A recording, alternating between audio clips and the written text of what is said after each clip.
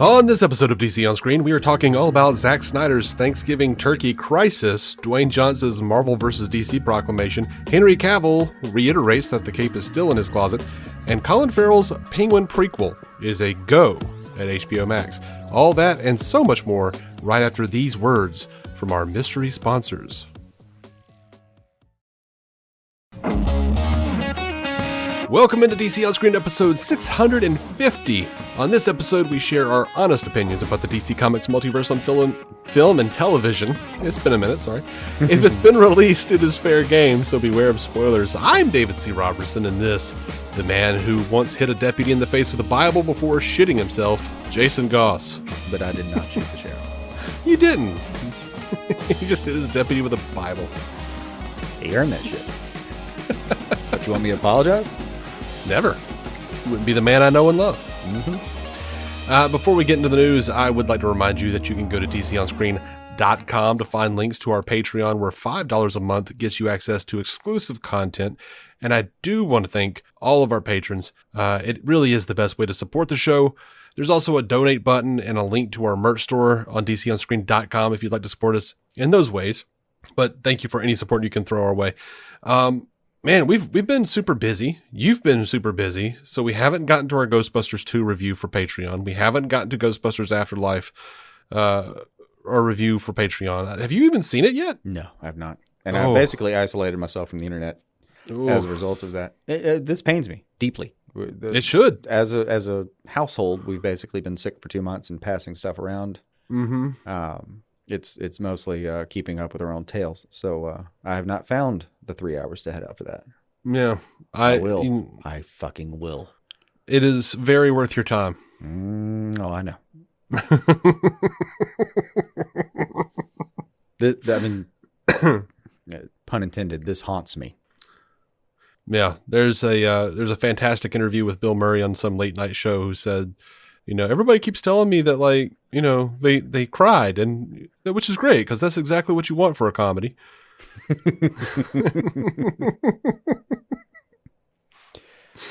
It is, though. It is. You know, you have that one moment where you're like, "Fuck, I didn't see this coming."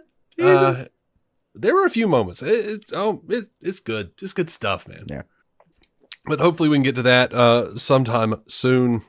So yeah, we've got a lot of news to talk about, I guess. First of all, let me hit this up, because this is the weirdest stuff, and this is the most fun for me to talk about, just conjecting about possibilities here. Mm-hmm. I think it's really funny. A Marvel director was talking. The director of the Eternals, Chloe Zhao, said, of all modern interpretations of Superman, it is Zack Snyder's Man of Steel which inspired me the most, because he approached this myth in an authentic and very real way. And now, she said, I remember thinking it was Superman by Terrence Malick when I saw the trailer. This film left a strong impression on me, but Icarus is, of course, our own take on Superman. And that was trending for a while. Zack Snyder is the blueprint. It's a lovely sentiment. Of course, appropriately, Eternals was like the first Marvel movie to be like rotten on Rotten Tomatoes. Yeah. But more importantly, and this is the most fun, on Thanksgiving, Zach posted on Vero a video of his turkey, and in the background on the table is a copy of Absolute Final Crisis with a pair of like leather bound storyboard notebooks sitting on top of it. And his caption was thankful. Whatever could we be getting at? I don't know, but you know, I don't know anything, obviously. I have no connections. Even the people I know who have connections don't know and have heard nothing. So the funny part, though, is that, like, with just because of that Vero post, everybody was sold out of Absolute Final Crisis. You could not find a copy of Final Crisis. Oh, that's funny. Like a couple hours after that post. You could read it on DC Universe Infinite, but you could not find a physical copy anywhere. Like, that's pretty good. Man, I mean, if they're not in talks with anybody, what better way to like just whip your dick out? Like, hey, Warner Brothers, watch what I can do. Infamously, I thought this kind of behavior was misleading years ago, and now I'm like, yeah, no, this fits the pattern. Yeah, and there was probably something coming. There was a bit of a kerfuffle because Clay Staub had also posted some like a sketch of Dark Side and Decide with the Zack Snyder's Justice League hashtag. And everyone kind of freaked out, and he was like, "Oh, it was just a sketch I did while I was watching Snyder Cut." Mm-hmm, mm-hmm. So there's that, but there's a lot of smoke here. And now other receipts are coming forward. Like Zack Snyder's Justice League was the most discussed film of 2021, according to Twitter.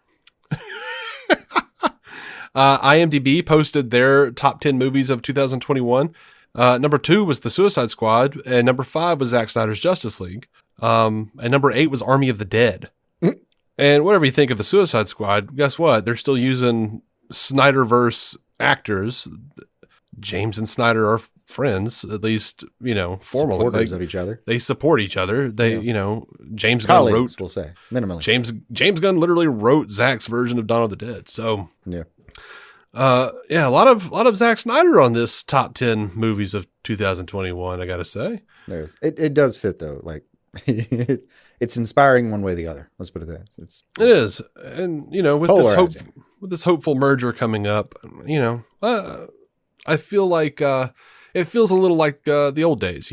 Back when AT&T was about to hop in, and we thought, oh, the great hope in the background. They did. Hey, we got a little bit of the hope. We did. It wasn't without any rewards, but we did get the Snyder Cut, for God's sake. Is there like any part of you that, I know this is stupid, is there any part of you that's like, man, I cannot believe the channel that just used to air like cheetahs chasing down antelope is about to buy the entire Warner Brothers DC franchise? I don't know that they're going to buy it. It's more of a merger, I think. I'm aware, but to even be in that game, you got to have some serious money. And I like, some part of me just remembers grainy footage of people or animals chasing each other around at 1 a.m, watching my grandfather while he's drinking his 17th cup of coffee. Mm-hmm. Those are my memories of the Discovery Channel. Yeah, I know it's a much bigger product and all that. I get it. Sure, yeah, it is. Just some like memories that I can't completely get out when I'm thinking about it. Yeah, man, it's really profitable. Those cheetahs. Yeah. Wait till I know they're lions. They are. They're being forced to. I didn't read it. I should have, because I can't really speak to it. Mm-hmm. But I know the Supreme Court's like trying to get them to. They're trying to get rid of something. Make them get rid of something if they're going to do the merger. Oh, there's an antitrust thing going on. Yeah. There's some stumbling going on with the merger for sure. Yeah. Well, I mean, that's relatively normal if it's any consolation to anyone who might be worried. Yeah, I've seen a lot of people like, you didn't do this to Disney. No, because they're afraid for their lives. Thought they would send mice to eat their family in the middle of the night. Yeah, no. The Illuminati is very real. What people don't realize is it's just Mickey Mouse at the top of the chain. It's just Woo! I'm gonna kill you. Damn it! Shouldn't have fought for me. So yeah, utmost hope.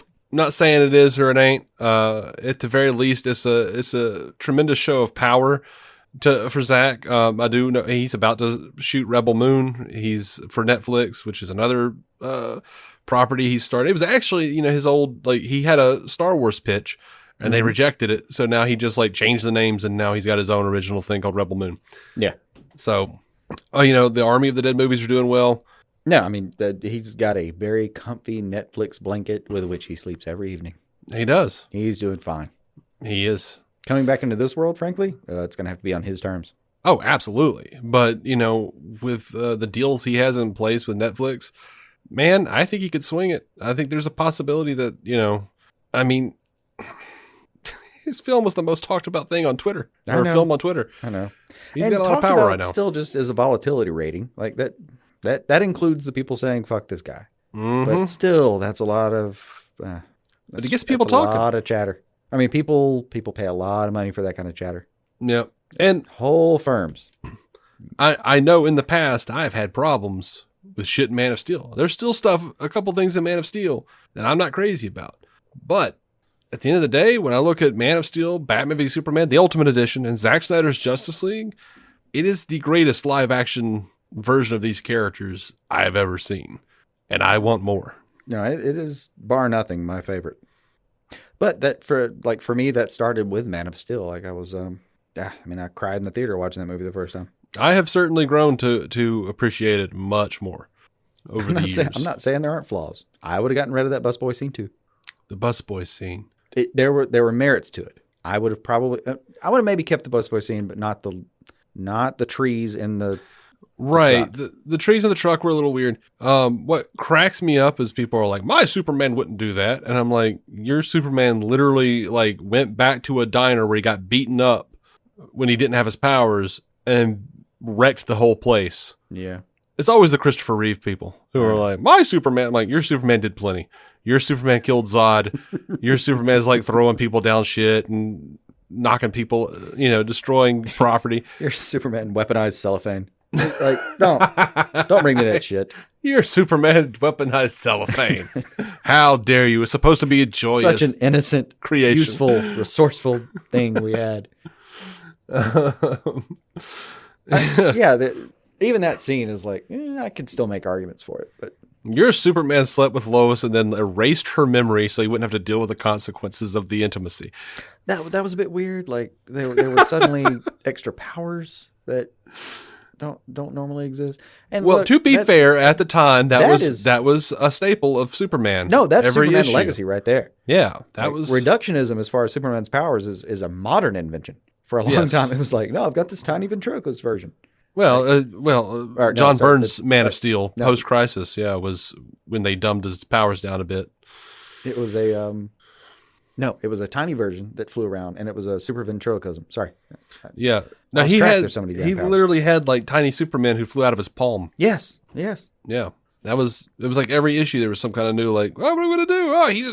Look at this. And if I recall, they took some of his powers away. Like he was like sending little Horcruxes into the universe. All right. Little red and blue S-curl Horcrux.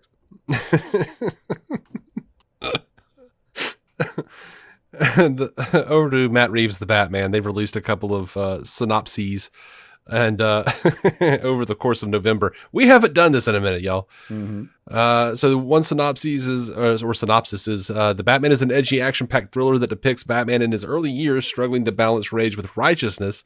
I like that line: balance rage with righteousness, as he investigates a disturbing mystery that has terrorized Gotham. Pattinson delivers a raw, intense portrayal of Batman as a disillusioned, desperate vigilante, awakened by the realization that the anger consuming him makes him no better than the ruthless serial killer he's hunting. That's interesting, and I like that take. That sounds like it could be really cool. I like it.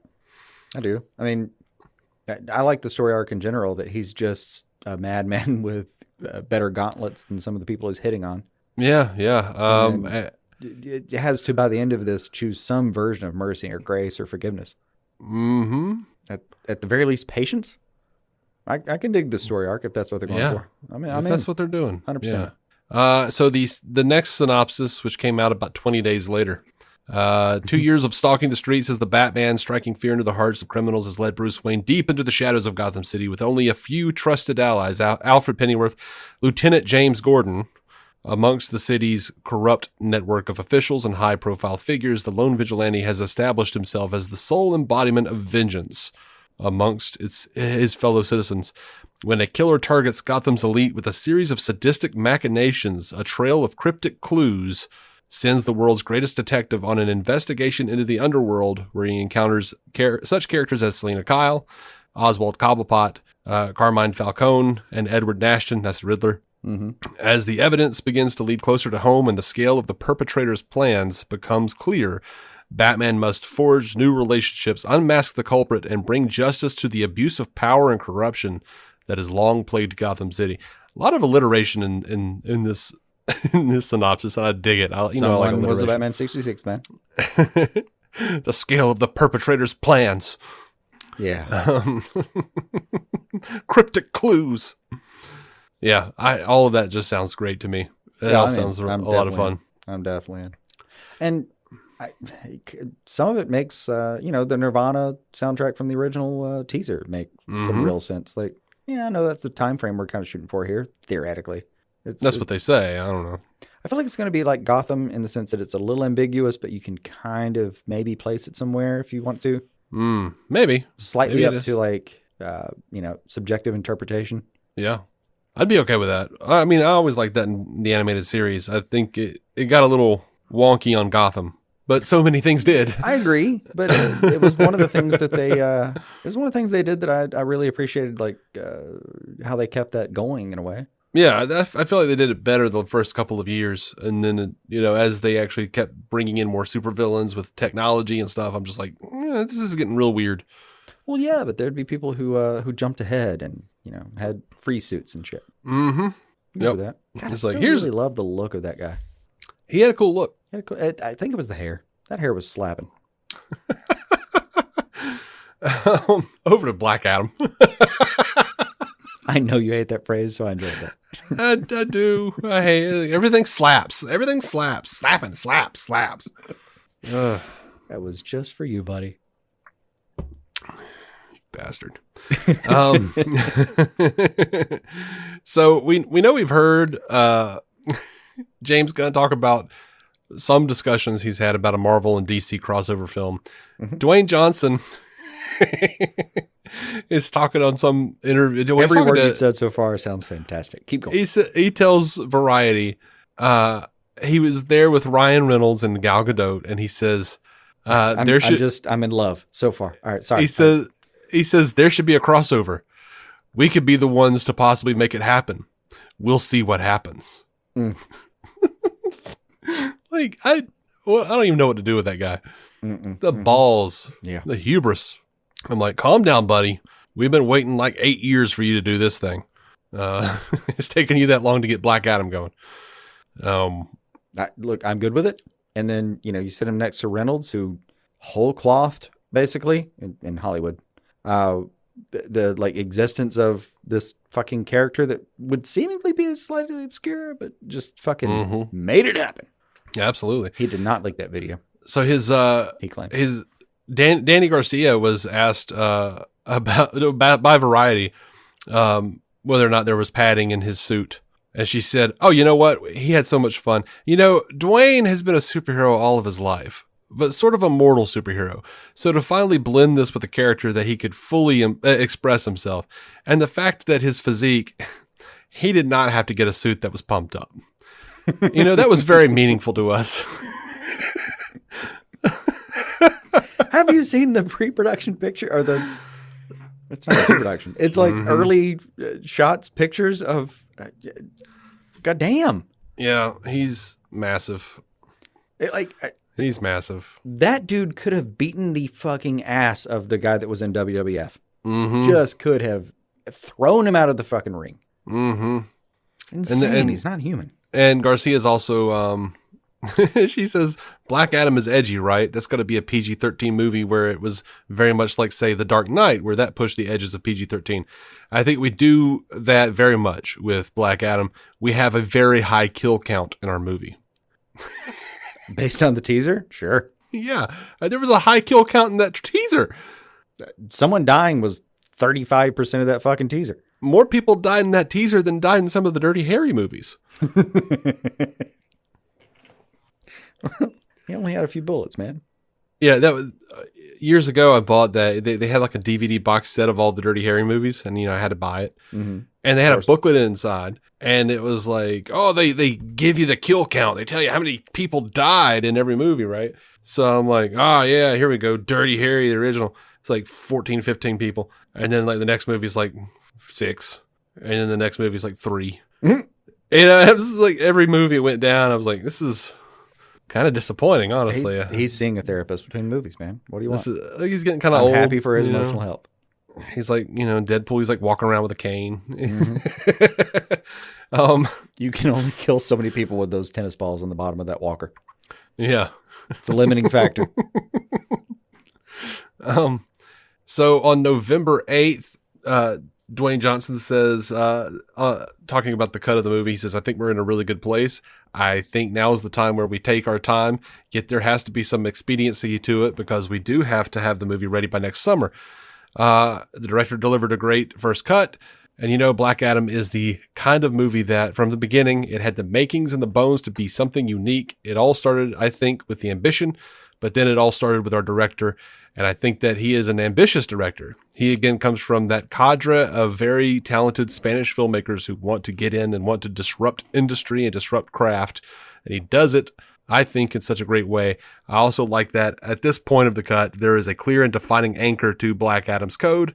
And I think that's really important as we look to build out the character, as we look to build out the franchise, as we also look to build out the JSA and introduce them and launch them properly as well. You're talking about launching them. I am happy yet not satisfied, and we will continue to put the work in. And the teaser that we showed about 3 weeks ago, it was a good indicator of what's to come.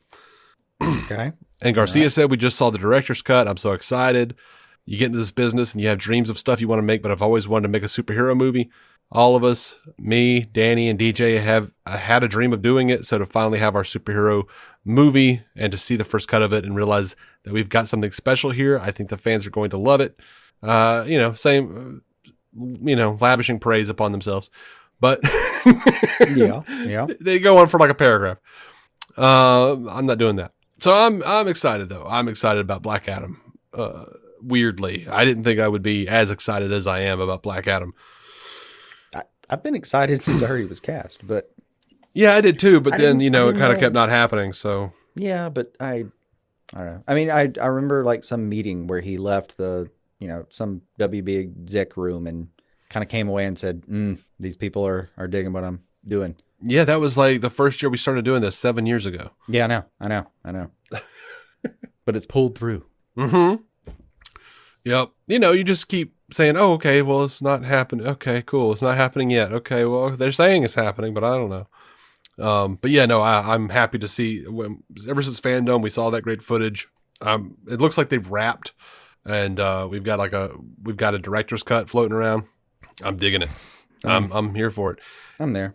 Like so much of being a part of this series of movies in general, just all of them, the lot. Mm-hmm. Like, you remember that one part, the like Faith Alfred part in the Snyder Cut? Yes. I feel like that was directed at us in a way. Yeah. Oh, it definitely was. And, I experienced that moment with shame, having not been one who always had it, but just trying to pick up from here on. Yeah, I hear you. Over to Batgirl. They got freaking John Matheson as a cinematographer. This is the guy that is doing Doctor Strange 2, Doctor Strange in the Multiverse of Madness. Also the guy that did Logan. Okay. That's good stuff. It's kind of funny though. Those are very, very different properties. Well, we haven't seen Doctor Strange in the Multiverse of Madness yet, so we don't know what it will look like, So I don't know what it'll look like, but dear God, look at the title. It feels like it will look different than Logan. Probably. But man, Logan looked great. It did look fantastic, but it wasn't like... He also did Gladiator, which I think looks a lot like Logan. Oh, I can see that. Yeah, absolutely. So I'm excited that they got great fucking films, I'm sure. But I know the two. The one we'll see. But yeah, I have faith. I'm sure it's gonna be fine. They're very different styles, which is good. Means he has a lot of range. Yeah. Now they're already shooting, by the way, Batgirl. Mm-hmm. November 30th, they put out a photo that was a glimpse from the set, and we saw a desk in the police precinct, and there was a plaque on the desk that said Officer Barbara Gordon, and it looks like there are Christmas decorations, so maybe a Christmas movie. Kind of hate it when people do this. What? Whole separate argument, though. Do what? Make Christmas movies out of stuff. Oh. Wow. Look, it's a thing. It's a thing for me. That's weird. I genred movies that don't have anything to do with Christmas. I kind of prefer them to just be movies. And then I like Christmas movies, and that's a very separate thing. I love Shazam, mm-hmm. but I don't love going back to the aesthetic of it being Christmas when I'm watching it in like May. Very different situation. Nope, I like it. Die Hard, Shazam, Star Trek 4, I knew we were going to say Die Hard. all the things. Yes. I need Christmas all year round sometimes. Sorry, man. I don't. I mean, look, there's a vinyl upstairs. I have a Christmas tree full. I have decorations. I have decorations at work in my office. Yeah. And in the office, my Spotify playlist currently has Christmas music up. I enjoy this time of year. But then when it's over, I'm good with it. And we'll see you next year. Yeah. So, I don't know. Like, if I feel like watching Shazam or whatever, I'm like, a little annoyed about the Christmas lights and everything else. Well, I mean, it's only part of the movie, you know? Like, it doesn't have to be the whole movie isn't Christmas. It feels like Shazam takes place over the course of, like, fall to Christmas. Oh, I know. And that's what bothers me, is it's, I kind of, like, compartmentalize Christmas. So I don't, like, consider it a Christmas movie in the sense that I'm going to watch it this month and make sure I get it in. No, I'll just watch it when I feel like watching it next time. But then I'll be like, damn it, they made this Christmas movie. Okay. Yeah. I'll just deal with that part. It depends for me. Like, I love how, like, Star Trek 4, it has been argued as a Christmas movie. And it's been argued, well, Die Hard literally takes place on, like, Christmas Eve. I know, but Star Trek 4 does not. Whether it's more action or Christmas. I think there's, like, in Star Trek 4, there's, like, a newspaper somewhere that says it's, like, December 17th or some shit. Ah, yeah. And, like, the music has a slight Christmas tinge to it. There are bells. Right. And it sounds very Christmassy. And that's pretty much our gauge. That's how anyone knows that movie is anywhere near a Christmas movie.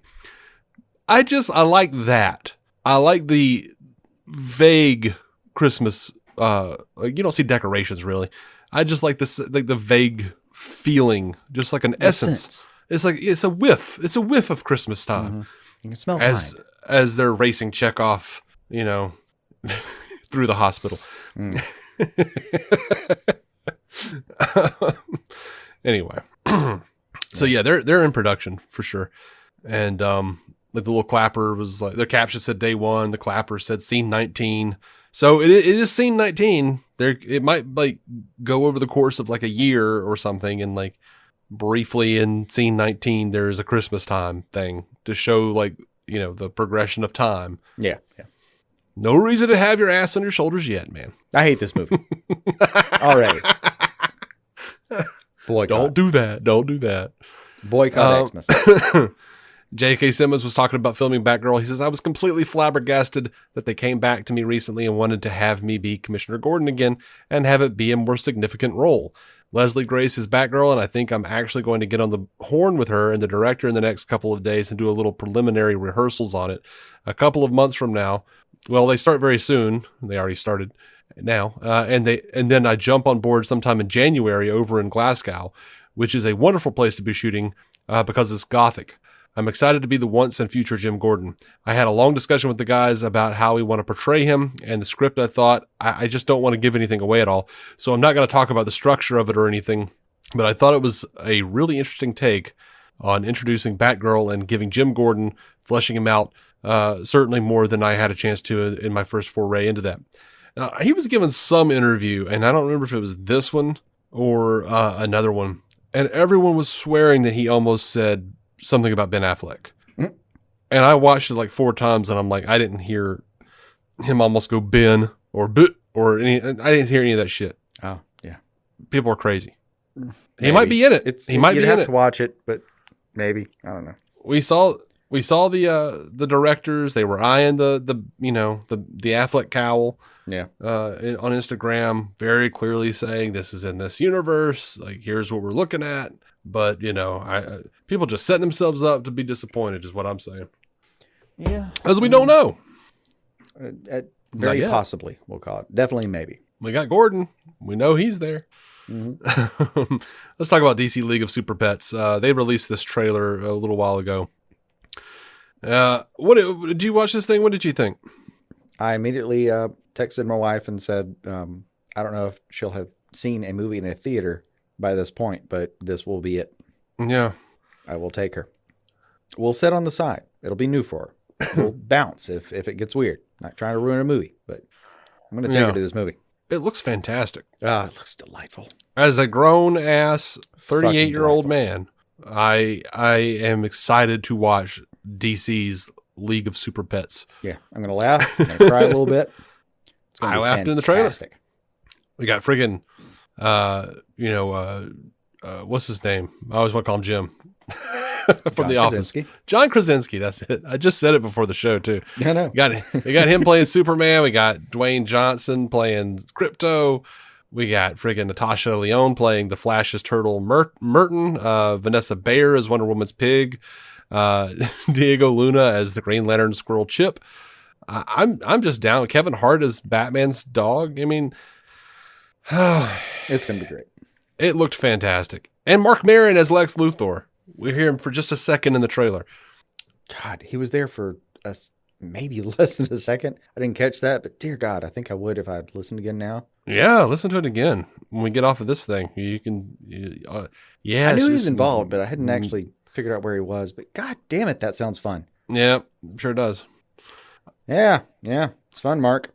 Making fun of movies a couple years ago, huh? Mm-hmm.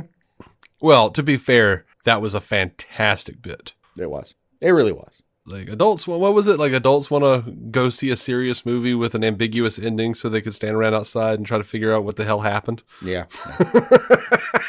Well, he's one of those people that's like a screener for movies, and I guess gets to pre-rate them. And he's expressed some concern that like a certain type of movie isn't a thing anymore because this other kind of movie is. That's all well and good, but that's kind of like an argument for the past at this point. Let's face it. Like movies have changed and times have changed, and I'm not suggesting it's gone one way or the other, but the landscape of how things are released is different. That part's, if you disagree with me, I'm sorry, you're wrong. Mark Maron's argument about like the integrity of something and blah blah blah was, it was a cute idea for a second. He didn't exactly like die by it. No, and he doesn't really die by anything. He'll say some shit and then he struggles with everything. Like the first 20, 30 minutes of his show is always just him struggling with something. I know. It's kind of endearing. Yeah, I like it. It's better than Rogan. Just standing by something for no reason. Well, Rogan is weird because he's like, he will stand by certain things, but then like when he's actually he's actually like one of the reasons he's a good interviewer is that he kind of just agrees with his guest a lot, whoever's on there. Well, no, that like the yes and is a great interview. Yeah, he's if you're not paying attention, he's great at that. If you're not paying attention, he seems very open to everything. Yeah. And then he'll interject some objections here and there, which make him seem kind of impartial. And the dirty secret about Joe Rogan, I think he probably is pretty impartial. I just think he has a lot of people around him that make him seem like he's one side or the other. Mm-hmm. I don't think he's actually smart enough to be playing the game that some people think he is. Yeah, I don't know how smart or stupid I think he is. I don't know.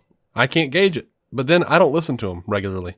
I watch weird 15-minute clips of him talking about UFOs or drugs or simulation Delightful theory. Topics. I'll do that all day.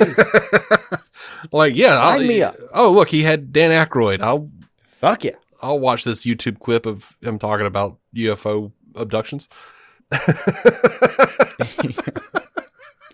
don't care about Joe Rogan or his actual politics or what he believes. I don't think he believes really much when it comes down to it. He likes weed. He likes weed, likes DMT. What's that fucking... it sounds like Saskatchewan in my head right now, but I can't remember it. Oh, I know what you're talking about, but... It's like that 15-minute Arizona, put your head over this plant and light it afire thing. Oh, yeah. I know what you're talking about. I just can't remember the actual name. I can't either. It's killing me. I know he's a fan of sensory deprivation chambers and stuff like that. Had one in the basement for a long time. He's all into expanding his consciousness and all that stuff. Yeah, and that's cool. I get it. Yeah. Psycho. Yeah. But I just can't listen to whatever it is, 3 to 5 hours of just blathering bullshit with other comedians. I can't do it. Yeah. And most of the time they're not even comedians I like Jim Norton. I don't care about Jim Norton.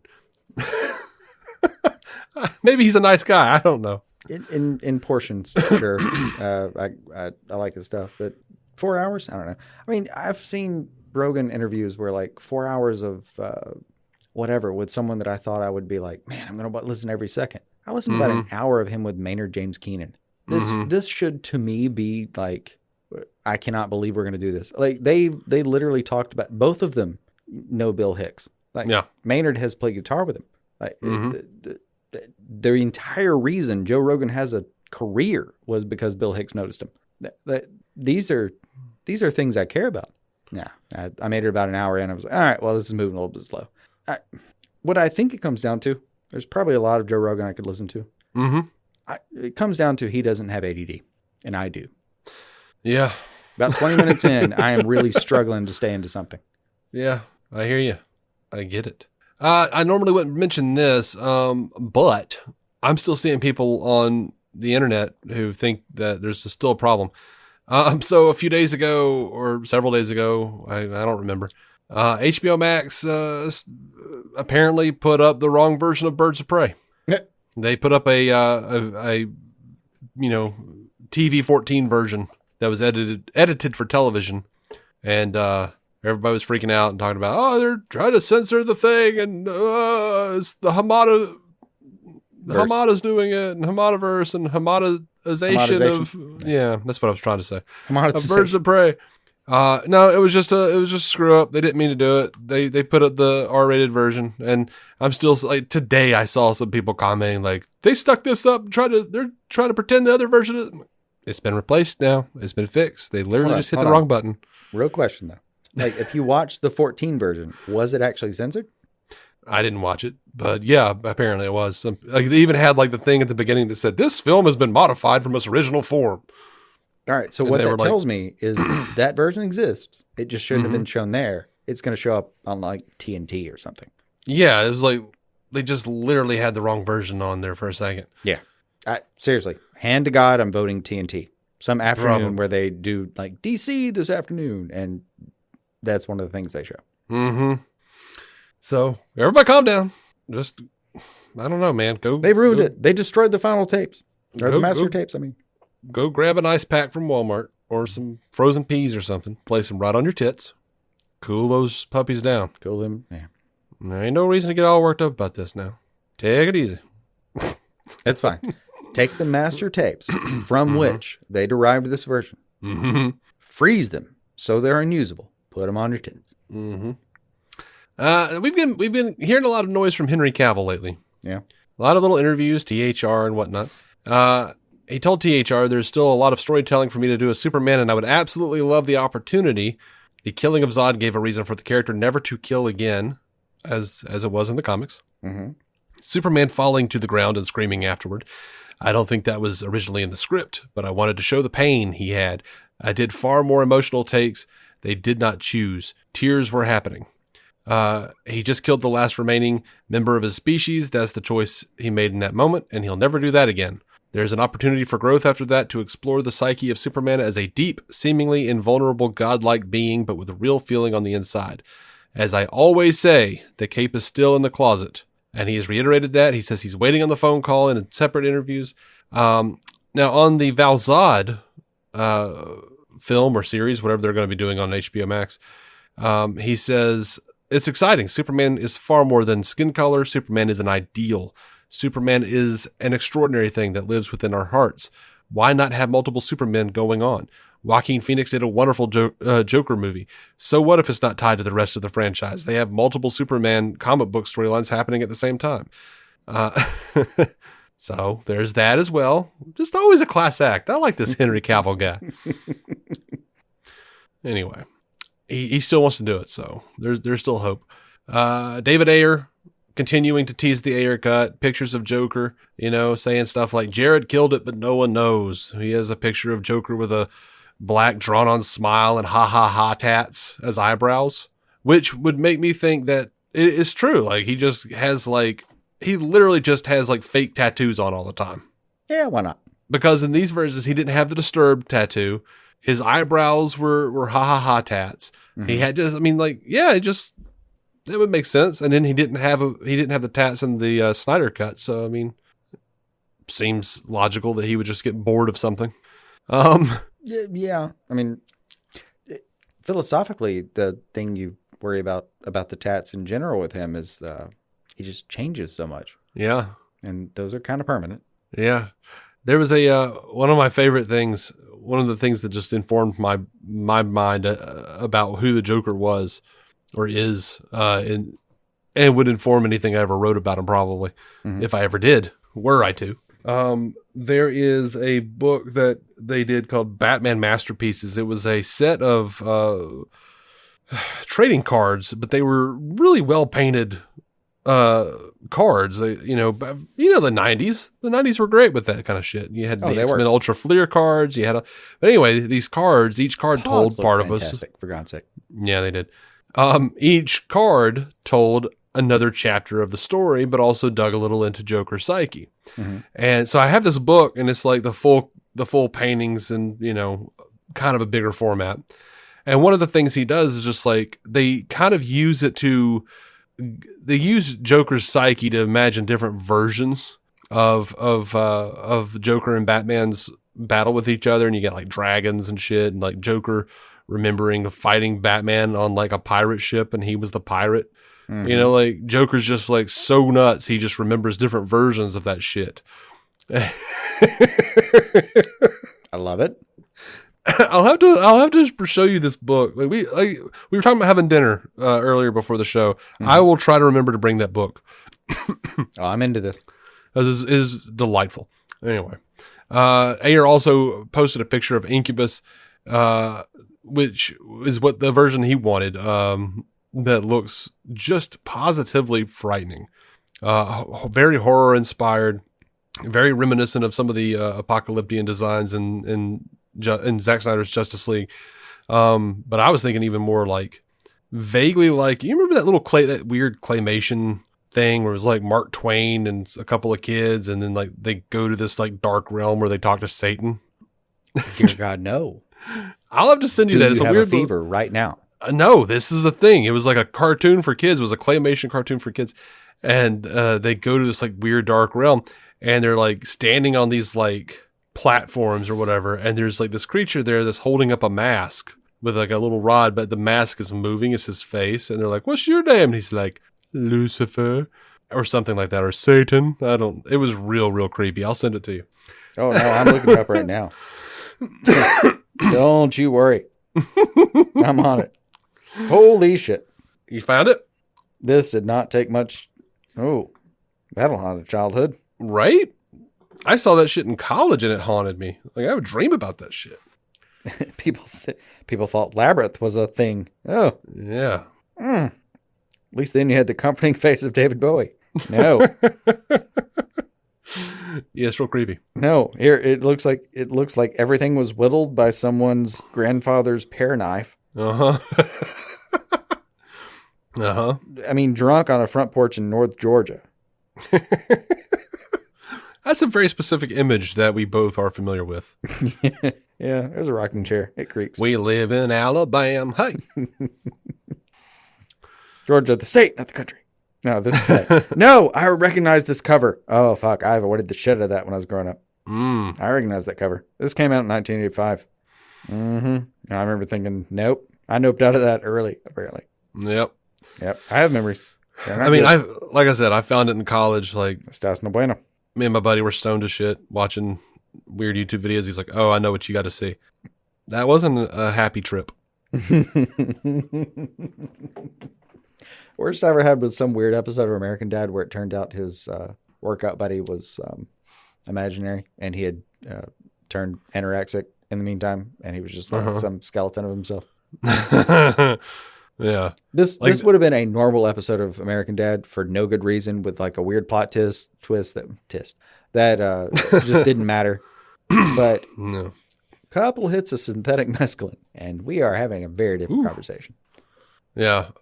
Like I went to rest in the bathtub for a couple hours. Yeah. Came back out, listened to some music. That was good. I know now that I'm prone to panic attacks and stuff like that. So I didn't know that then. I've done all that myself if I'd known that was going to be in my future. But yeah, I feel you there. So like at some point, like I'm literally on a balcony and I'm just like lost in thought, like eating, like grinding my teeth over this thing. And my buddy Chris comes out and just kind of chuckles at me. He's like, "You still worried about that old clay devil?" Yeah. I said, "Yes, damn you. Yes. I am." This happens. Me and Michael, whom you know. Sure. There's some old fucking, I think it's old Disney, because I want to say it was the ducks involved. We're like, Michael, by the way, does a lot of our incidental music on the show. yes, it's gorgeous. Excuse me. We still have this haunting memory that we didn't watch together, but we found out we'd both watched at some point. Do you remember like the Halloween episode, maybe? Well, one of the many Halloween episodes of Disney where whatever that...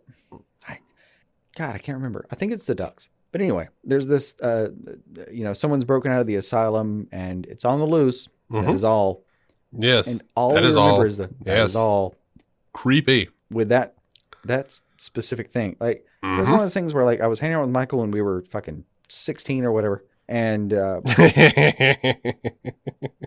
like, one of us referenced it, like, that is all. And we kind of pointed at each other, did like that Spider-Man thing. We're like, you know that too? I know that too. Oh my God, that haunted me. It still haunts me. I still think about that fucking moment. Yeah. Well, I mean, just the phrase "that is all," just the sentence. There's such an air of finality to it.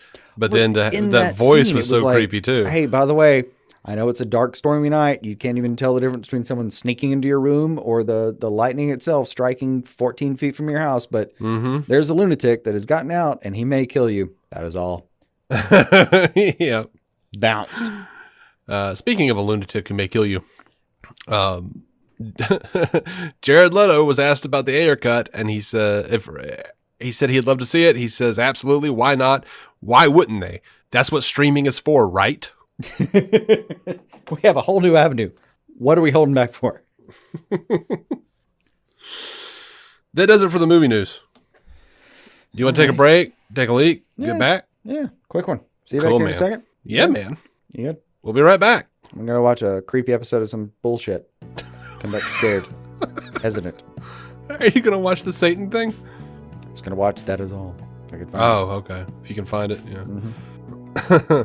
They won't even let it on Disney Plus. Just scaring the chillins.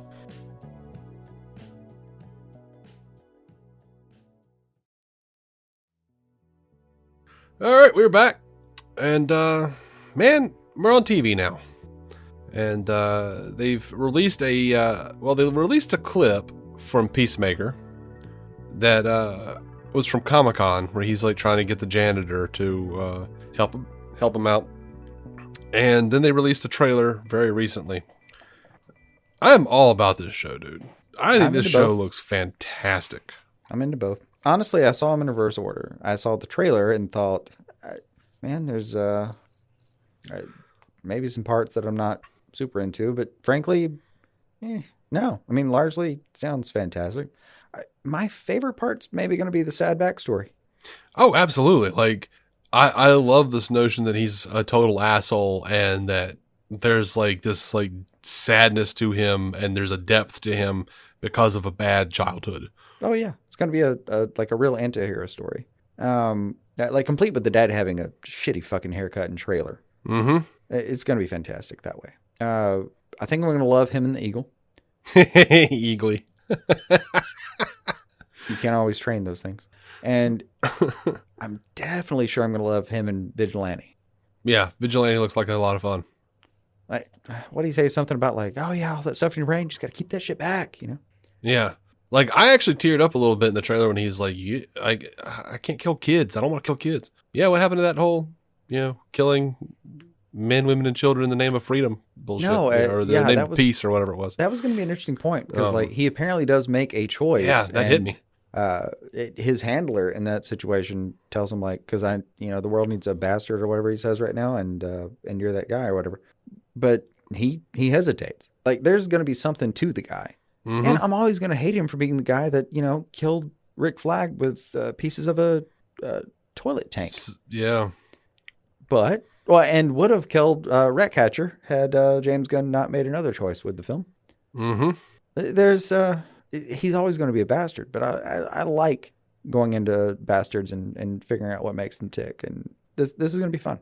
Yeah, I'm down with it. I don't know of anything in the trailer or trailers, teasers, whatever, that I've seen that I'm not into. Yeah.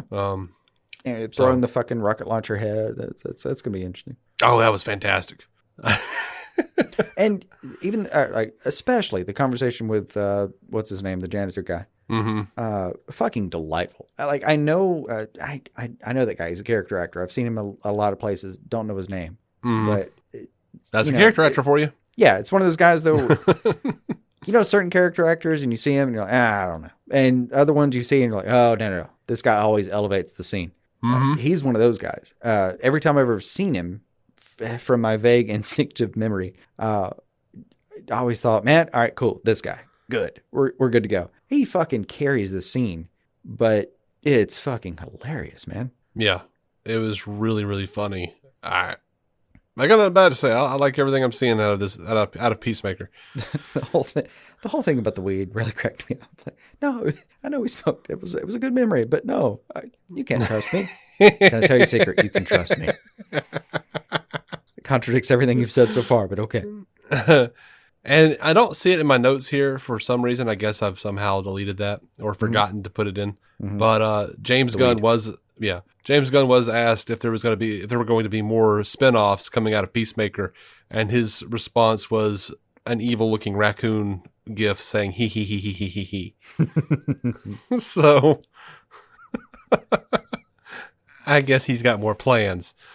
I mean, we knew he did anyway, but. Bit of sad news for me anyway. HBO Max, according to, I think it was Deadline, HBO Max has recast pretty much everybody from that Dead Boy Detectives pilot on Doom Patrol. That is sad. It is absolutely tragic. And so fitting. George Rextrew, Jaden Reverie, and Cassius Nelson. They're going to be in it now. They're all the leads are just changed. And yeah, I mean, it's kind of fitting. I mean, the only person that was from the Doom Patrol pilot on Titans to the Doom Patrol, the only person that got recast was Chief. Yeah. Sorry, Chief. Chief, yeah. Everybody else they was there. Brendan Fraser. No, they didn't. Fraser Brendan. No, I know. So I get it. I will offer this. It's a bunch of ghosts. Maybe I can live with it, but I completely agree. The couple of ghosts that we saw absolutely sold the pilot to me in like 7 minutes. Yeah, everybody that played in that cast of characters was fantastic. Yeah. And one of them was David Tennant's son, so you knew he was going to be great. Oh, yeah. Gonna kill it. 100%. But, yeah, I don't know any of these people. Cassius Nelson was in Last Night in Soho, which I'm hearing great things about. I really wanted to see that around Halloween. I didn't have time. Yeah. Like so many Halloweenish things. I'm sorry, man. I don't know. God damn it. It's been a fucking exhausting few months. It's a long story. Yeah. Time is of the essence in general. I'm working against the clock right now. But I would like to think that this isn't like a performance thing. It's just more of a who can actually be stationed in a certain area for a certain period of time kind of thing. Yeah. Yeah. And, structurally, narratively, because it's a bunch of ghosts, you can make it work. It'll be all right. Yeah. Now, HBO Max and Warner Brothers Television, they did decline to comment on the reported casting. So, I don't know. Maybe there's like a multiverse thing going on, and we'll see those ghosts meet up with alternate takes of their... who knows? You know how bored I would be as a ghost if I couldn't change my appearance after some time? Like, I'm bored as a human, not being able to do that. 1,400 years later, and I'm just still this motherfucker. Yeah, I do. I'm 37 years old, and this is boring now. I can't imagine that they did it based off of performance because those people were killer. It had to have been something else. Yeah, I think the whole thing was discussed because it worked. Sure did. The Tennant legacy continues, along with that other guy who did a great job. How dare you recast him? The Tennant legacy. All right, yeah. So a couple days ago, it was officially announced that Colin Ferell is officially reprising his role as Oswald Cobblepot, a.k.a. the Penguin, in his own HBO Max spinoff. He is starring and executive producing in a series that will basically chronicle Penguin's rise to power in Gotham's criminal underworld. And Matt Reeves is executive producing. Yeah. I feel like they gave him executive producer just to give him like an avenue to compensate him for being in that suit for that long. Maybe. Unless they don't have him in the suit the whole time. Like, Oh yeah, could be an actual prequel in that way. Yeah. And, I'm seeing a lot of pushback because this is basically what Gotham did. They will not do it the same way Gotham did it. Nah. I promise you. Not the same set of people. That's already been done. They're aware of it. Like, no. Just bear with me. It's going to be different. Robin Lord Taylor was fantastic. I loved his Penguin. He was the best part of that entire series. This will be different. And I'm excited to see it. And I only say this because I haven't seen Colin Farrell's, but Robin Lord Taylor is the best Penguin I've ever seen on screen live. That, I don't know, man. It would take a lot to usurp his throne. I am unwilling to say that. To limp up there. I'm unwilling to say that out of utmost respect to Burgess Meredith. That's just legacy respect, man. Who is to date my favorite Penguin. I mean, all the alliteration, all the, Look, Jesus, it's you like couldn't have him on a podcast. You'd need like 7 pop filters. It's most of the appreciation for that show is like, it's the writers with the alliteration and the silliness. Mm-hmm. And then it's just the actors being willing to absolutely commit for a couple days. Yeah. Just be like, no, we're doing this straight. Let's make it happen. But also just love Burgess Meredith from his stints on Twilight Zone to all the way to Rocky, playing Mick. I just love Burgess. As an actor, fuck yeah. His IMDb should be carved in bronze. He sold the shit out of Oswald Cobblepot. Absolutely. He would just get so tickled with himself and be like, and just like the character was having fun. Like, oh my God. I was asked recently, like, how the hell do you think they sold that show? And I said, look, I don't know the actual details. I know some, and I'm going to guess on the rest. They basically said, hey, listen, Batman as a character and his, whole universe is a bit silly right now in the comics. Mm-hmm. And what they said was like, what if we played this shit straight? And sure enough, it had the dual effect that when I was fucking 2.5, 3, whatever, I don't remember how old I was, watching the, syndication of this show, I was genuinely worried about Robin escaping from that clam. And then, I'd watch the second half of the show and I'd be relieved that he made it out, even though he made it out in the first 30 seconds of the second part of the episode. Uh-huh. Whatever. Anyway, as a kid, like if you were young enough, you're like deeply invested in the show, like, oh my God, I cannot believe they're in this situation. But as an adult, you're watching and laughing your fucking dick off. Yeah. Like, and no, that was a formula for success. I swear to God, man, there are scenes with Burgess Meredith where like he says some shit and I am pretty sure he cracked himself up and then tried to hide it by going, like, oh yeah. No, you were actually just laughing. Yeah, right then because you thought that shit was funny. Yeah. There are a lot of moments watching Riddler where I'm like, I think that guy just pulled a hammy. Anyway. I think he tore an ACL. Get a crew out there. So dude crouches like Reacher or Creeper, I mean. Creeper. Yeah. Speaking of Reacher, not DC related, but well, kind of. The guy that plays Hawk on Titans. Yeah. He's playing Jack Reacher. Yeah. And they put out, did you see the trailer that they put out? I haven't. How's it look? It looks fantastic. I've never been interested in Jack Reacher. I am going to watch this show. This show looks great. Look, similar tangent. I've watched the, what is it John Krasinski does?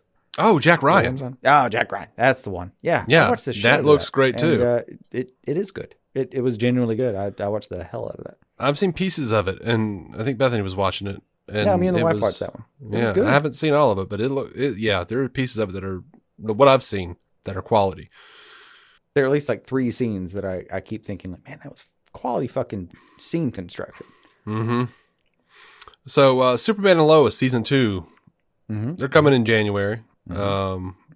By the way, so is Peacemaker. By the way. Oh yeah. I meant to mention that. Mm-hmm. They released a trailer for season 2. You are not caught up, and I advised you don't watch the trailer. No, I'm just a couple episodes short.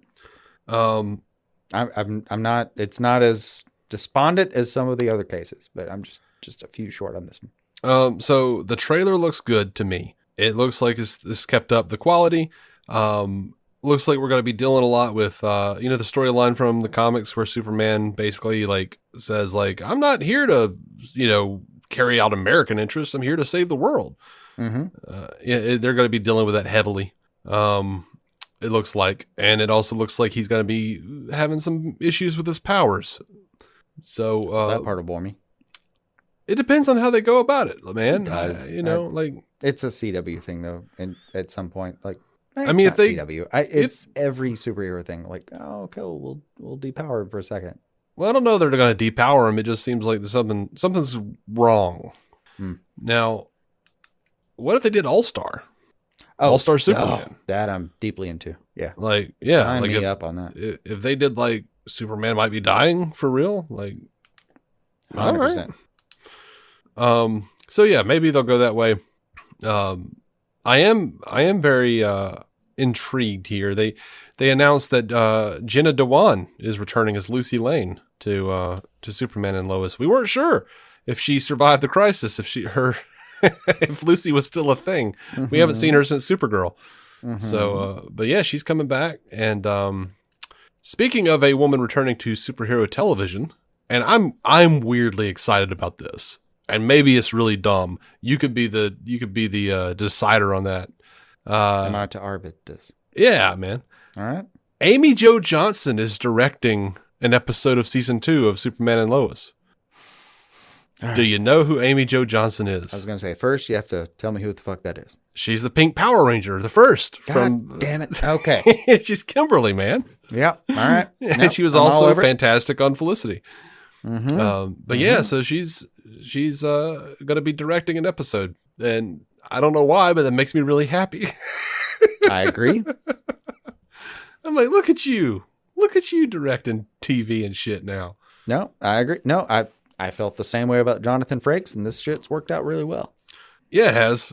Like, I feel some kind of weird pride every time I see Jonathan Frakes directing anything. Same with LeVar Burton and Roxanne Dawson or any of those old Star Trek actors that I love. I'm like, look at you there, telling doing people stuff. how to act. Fucking moving up. No breadline for you.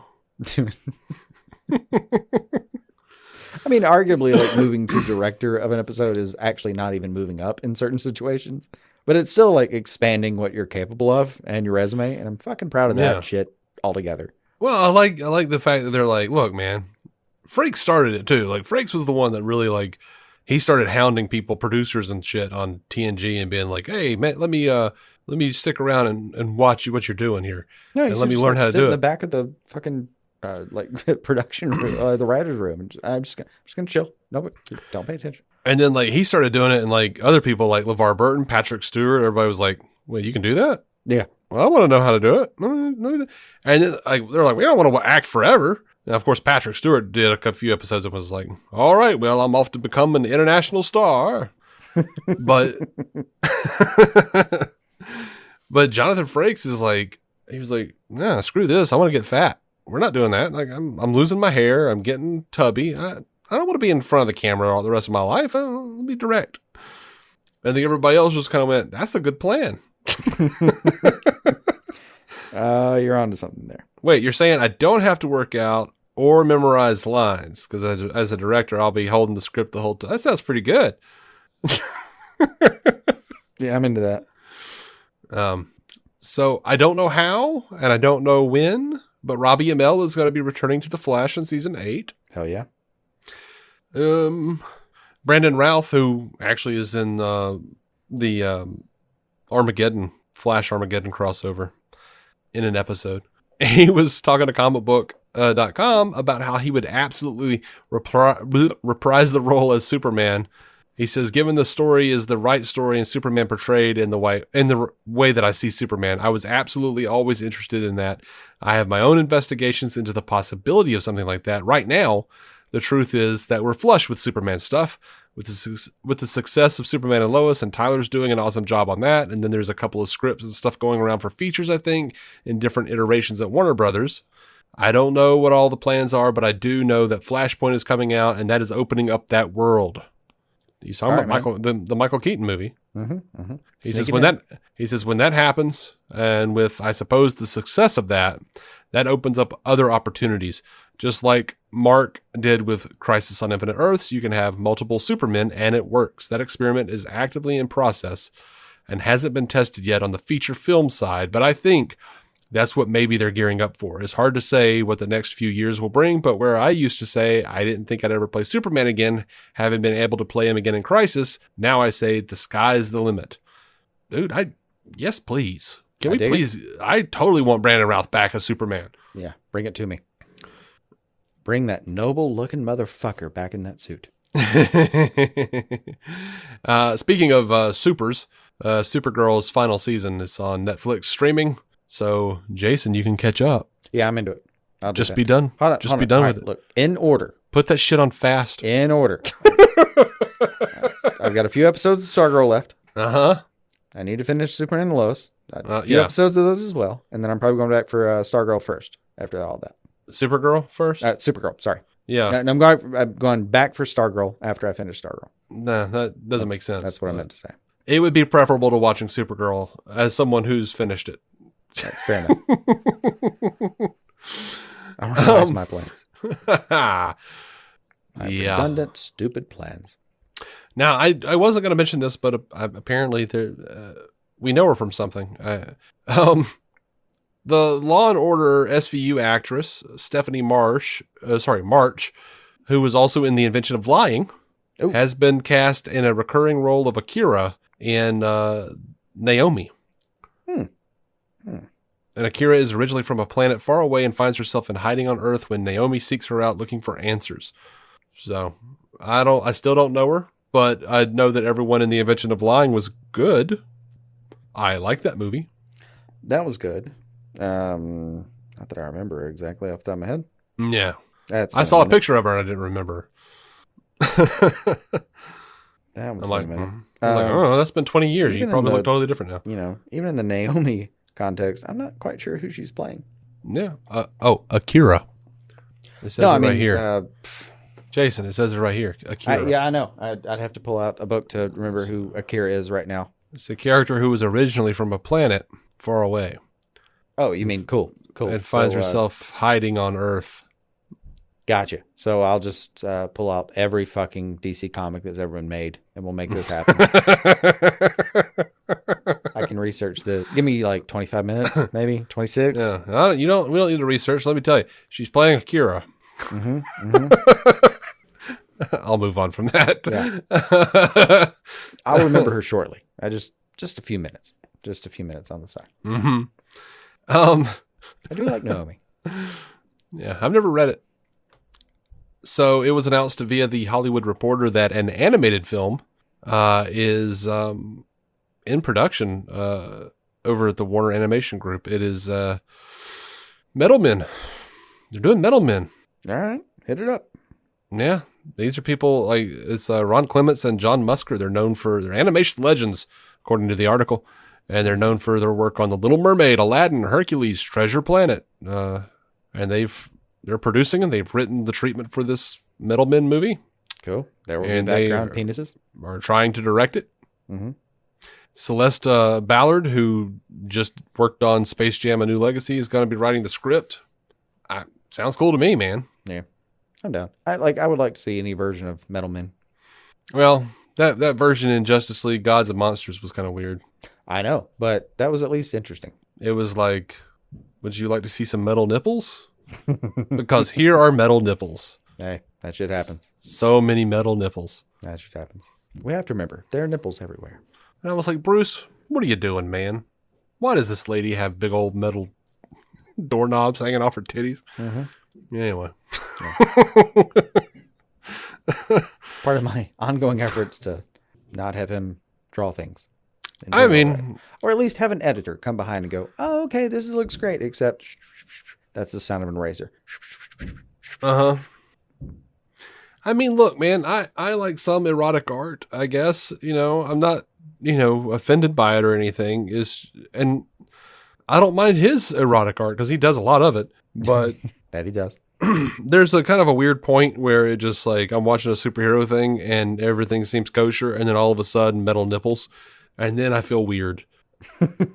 You know, I don't know. No, Maybe I'm a prude. I did grow up in the South, you know, Bible Belt, and possibly. I'll cop sex is to it bad. if I'm falling prey to the same The whole thing. thing. But Yeah. it just puts you in a different space. That's really it. Like, I'm not trying to compartmentalize every part of the human experience or anything, but like, you're watching a thing, you're deeply engaged, and then, you know, suddenly there are nipples, and like, I wasn't expecting that exactly. Right. It's Roll like with it, I guess, but yeah, it's like I don't want to be watching a Justice League film and then all of a sudden, without warning, like if they want to, you know, give me an R rating and tell me, hey, this thing is a certain way, and I can prepare myself mentally for it, that's one thing. But I don't want to be just sitting there watching like, you know, a Justice League movie and then suddenly I feel like I'm watching heavy metal. You know, I'm like, oh, yeah, no, fair. oh, Yeah, fair. I just went from geeky to grody, Mm-hmm. and now like I feel like I'm like watching my back to see if anybody's coming in. All right. I promise I didn't know that there were nipples all over the place in this thing. Wife, mother, nephew, niece, whoever. Like basically Bruce Timm's name is on it. I don't watch things around people. I'm just like, we're going to wait for that one. Now he might do a 3-minute striptease with Harley in the middle of a film. We don't know. Yeah. No, I mean, all that being said, it could just be our prudish existence that's brought that opinion. Yeah. I don't know. Like I said, I grew up, you know, sex is bad. Bodies are bad. Bodies are dirty. Yeah, of course they are. Terrible. Horrible things Mm-hmm. we shouldn't know about or think about or have. Should ignore them. I'm surprised I haven't killed mine yet. But I was told it was terrible. The Batman the Find Complete. some antifreeze right now. Wait, what? Is that a thing?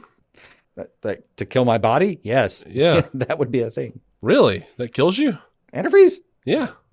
Well, I mean, enough of anything would, but yes, antifreeze. I mean, I don't know what the amount you would have. I have a buddy who used to drink antifreeze when he would be stranded at home without any liquor because he lived out in the country. I want to know everything and nothing about this story. There's not a story. I want all the details. And yet I would like to also know nothing about it and never think about it again. I mean, all it was like, I have a buddy, or we used to talk a lot. We don't now. But my car was leaking a fluid. Mm-hmm. We could not tell what it was from eyesight. And he stuck his finger in it and put it in his mouth and went, yep, that's antifreeze. And I went, why the hell do you know what antifreeze tastes like, Mike? And he just started grinning. I said, oh, buddy. And he's like, look, man. And I believe him. He's like, look, you know where I live. It's a long damn way to town sometimes. And, well, shit, sometimes you got to do what you got to do and drink what you got to drink. I'm like, oh, God. No, the same distance to town would get you rot gut vodka. He's just not good at planning because of the antifreeze. Right. Yeah. Yeah. No. I'm not saying Poor sweet misled Mike. I'm not saying he was a scholar of any sort. I reckon he won. He was just a nice guy that I thought was funny. I'm sure he was a nice guy. He was. I'm sure. Look, he probably had a better soul than I do. I'm just saying. Oh, I don't know about problem that. solving skills, not good. I don't know about that. That poor guy. It's very sweet though. I mean, the antifreeze. Him too, I'm sure. So the Batman the Complete Series remastered is going to be released on Blu-ray February 1st, 2022. Mm-hmm. I've never seen all of that one. I've seen like the first 5 or 6 episodes. I think I've only seen 2. Yeah. Enjoyed it, but I enjoyed what I saw. I definitely haven't seen the whole thing. Yeah, I think it was on HBO Max. I should. I know. There's so much to get to. Yeah. I know. So, we would have to like take a year off to catch up.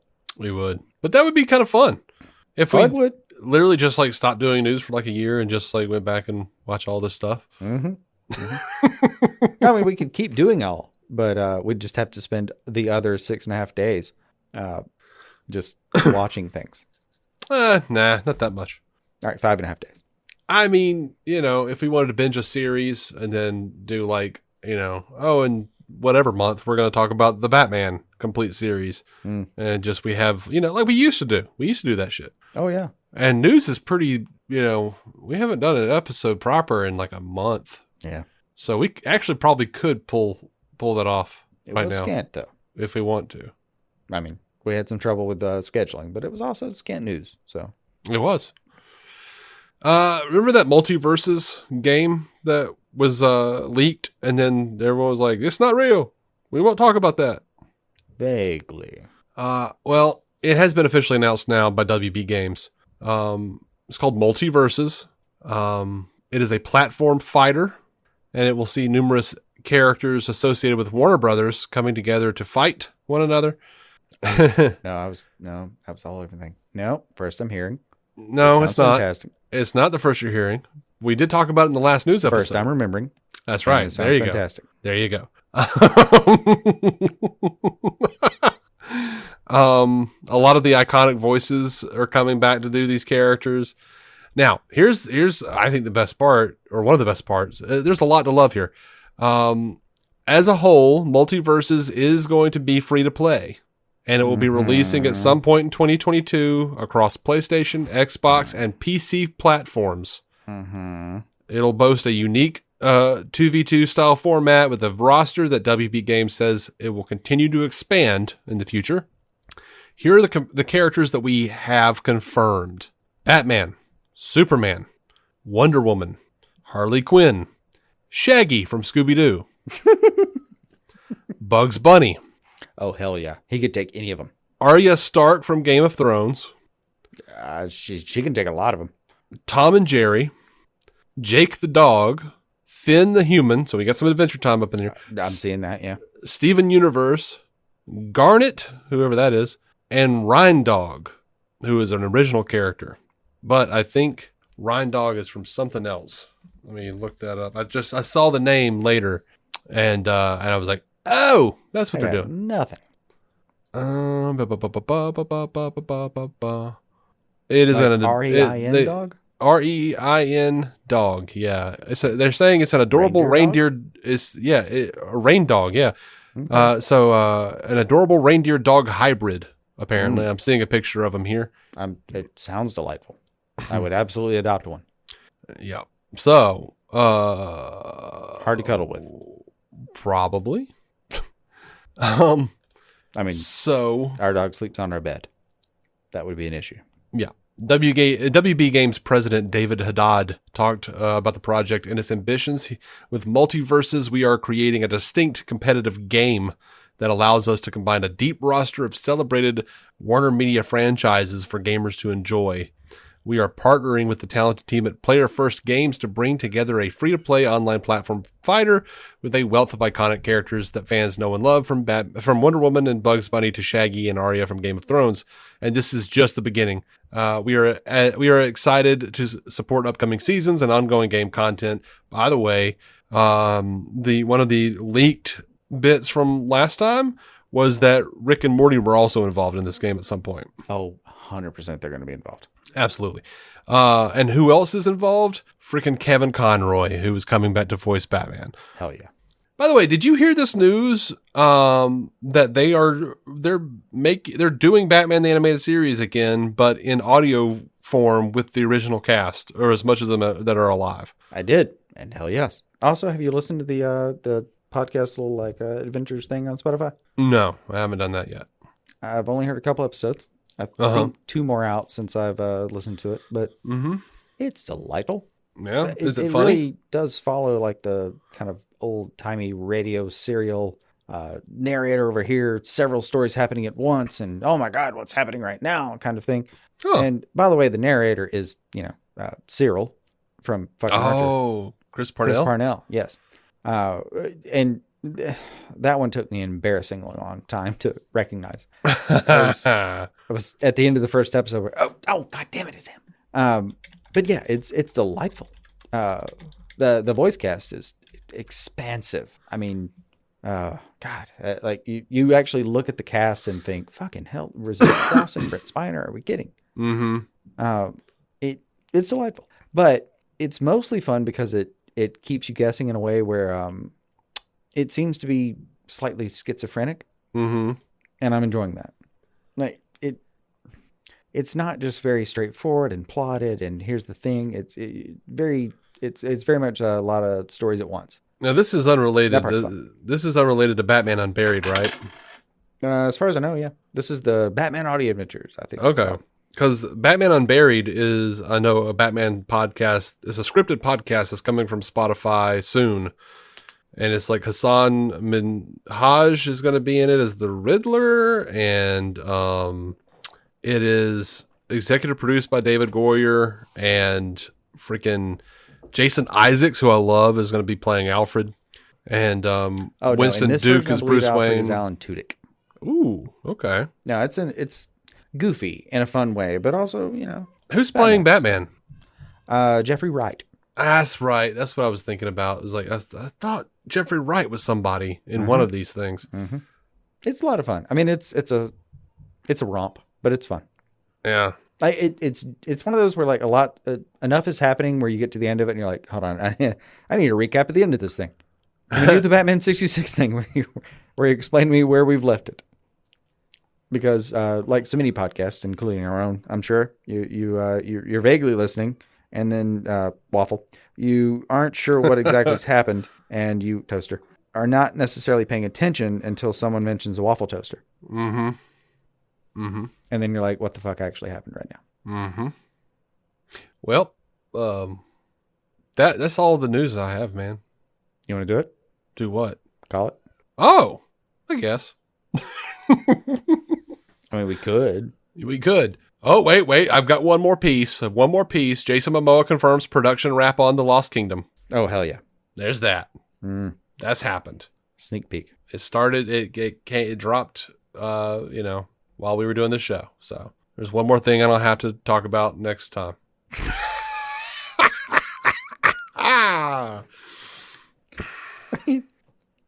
You know how there are some news pieces, though, where you're like, man, I'm glad they got 400 words out of that. But what do you really say? Production wrapped. Awesome. Production wrapped. That's it. Yay. Yeah. All right. Let's call it. I will slap two fishes together and cheer. Yeah. That sounds like a weird sex act that Aquaman would engage in. There's a Led Zeppelin background soundtrack for that, too, I'm sure. Why wouldn't there be? Look into that one if you don't know what I'm talking about. We are DC On Screen. Every episode can be found at DCOnScreen.com. Until next time, keep some DC on your screen. Bye.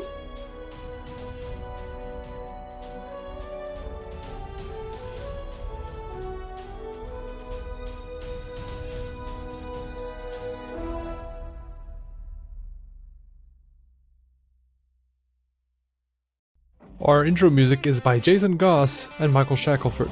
Michael's band, Galactic Engineers of Magnetic Sounds, or GEMS, can be found on SoundCloud and Bandcamp. Visit DCOnScreen.com to find our Patreon, merch, contact information, and every episode of the show for free, including crossovers we've done with other podcasts. DC On Screen is a maladjusted production. For more from me and Jason, including sketch comedy, vlogs, parodies, and our improvised web series Hey Guy, visit maladjusted.tv. Are you maladjusted?